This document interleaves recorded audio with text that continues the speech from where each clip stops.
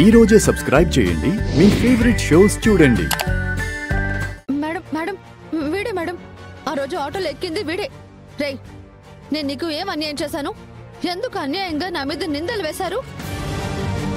ఇలా అడిగితే ఎలా చెప్తాడు శివ?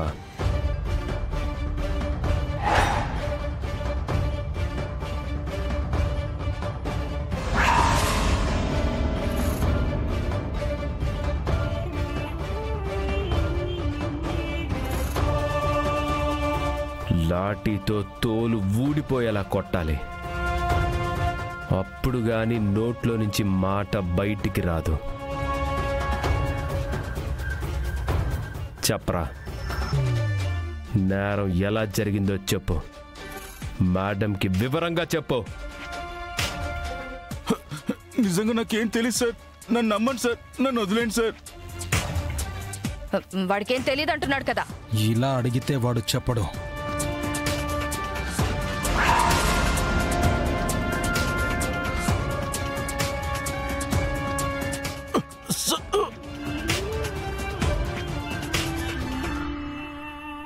నాకసలే షూట్ చేయడం కూడా రాదు, కానీ ట్రిగ్గర్ నొక్కితే బుల్లెట్ ఏ పార్ట్లోకి వెళ్తుందో కూడా తెలీదు. మర్యాదగా చెప్పు, లేదంటే నిజంగానే చేస్తావు. చెప్పు, లేదంటే షూట్ చేసి పారేస్తాను. చెప్పు.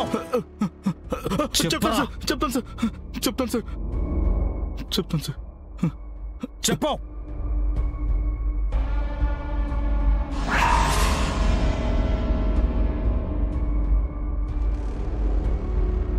ఆ రోజు ఆటోలో గోల్డ్ బిస్కెట్స్తో నేను దొరికిపోతానేమోనని మేడం గారి బ్యాగ్లో వేశాను.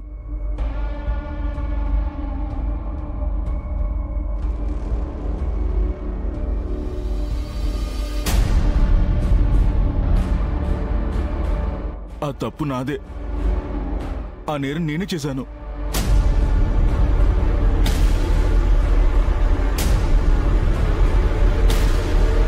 ఇప్పుడు అర్థమైందా మేడం? తప్పు చేసింది ఎవరో? కానిస్టేబుల్స్, వాడిని సెల్లో పడేయండి.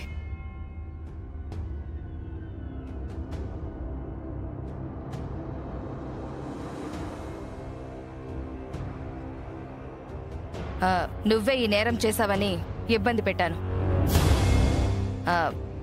మనసులో అవేం పెట్టుకోవద్దు. ఇక వెళ్ళు.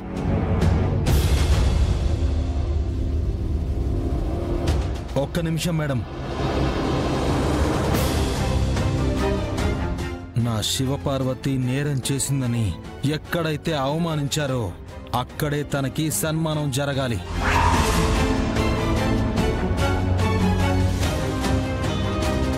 అంటే ఏంటి ఇప్పుడు? పూలదండ వేసి శాలువా కప్పమంటావా? అక్కర్లేదు శివ.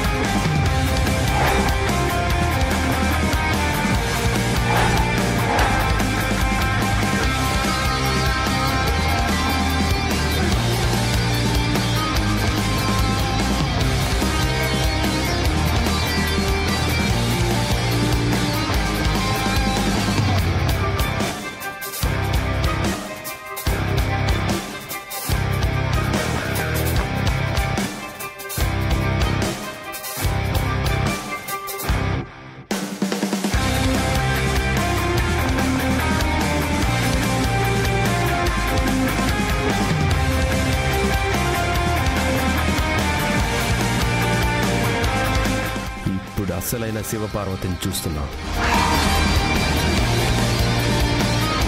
మొత్తానికి మీరు నేరస్తులను పట్టుకునే పోలీస్ ఆఫీసరే కానీ తప్పులు చేసే రౌడీ ఇన్స్పెక్టర్ కాదని రుజువు చేసుకున్నారు మేడం.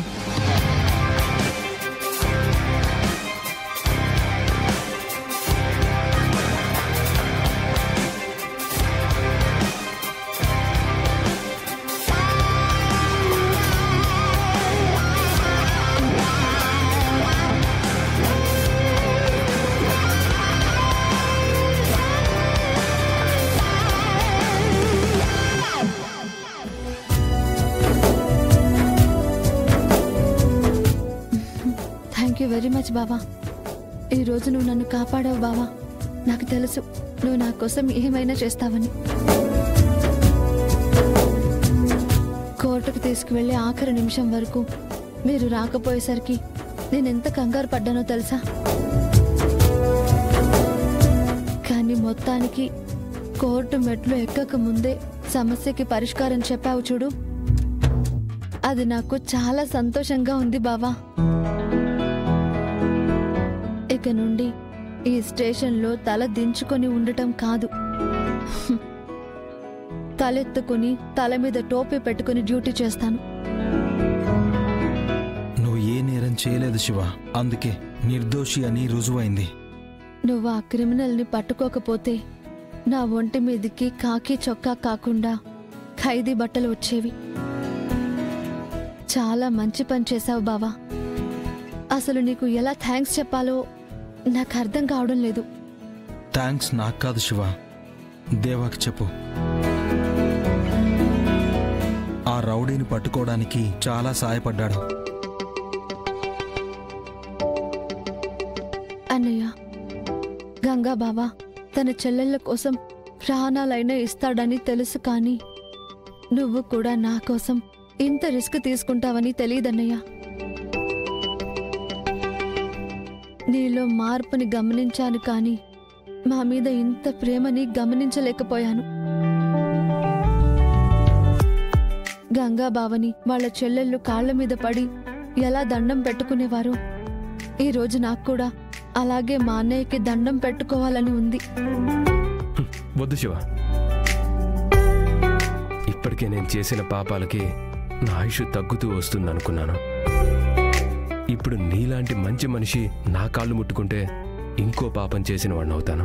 ఎంతైనా నువ్వు మా కుటుంబం కోసం చాలా కష్టపడ్డావు బావా.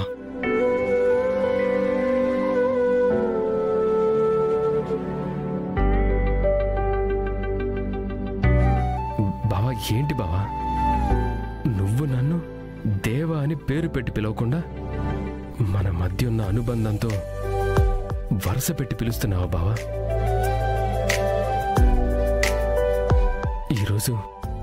ఈరోజు నా జన్మ ధన్యమైనట్టే. అభిమానంతో నీ చేత నా పేరు పిలిపించుకునే క్షణం కోసం ఇన్ని రోజులు ఎదురు చూశాను బావా. అలాంటిది నువ్వు ప్రేమతో పిలుస్తున్నావు బావా. ఇంతకంటే సంతోషం ఇంకేమైనా ఉంటుందా? అవును బావా, శత్రువు ఎలా దాడి చేస్తాడో తెలియని సమయంలో కూడా నువ్వు శివని బయటికి తీసుకురావడానికి, మన కుటుంబం పరువు కాపాడడానికి పాటుపడ్డావు. అందుకు నీకు ఎలా కృతజ్ఞతలు చెప్పాలో కూడా నాకు అర్థం కావట్లేదు. చాలు బావా, ఈ మాట చాలు.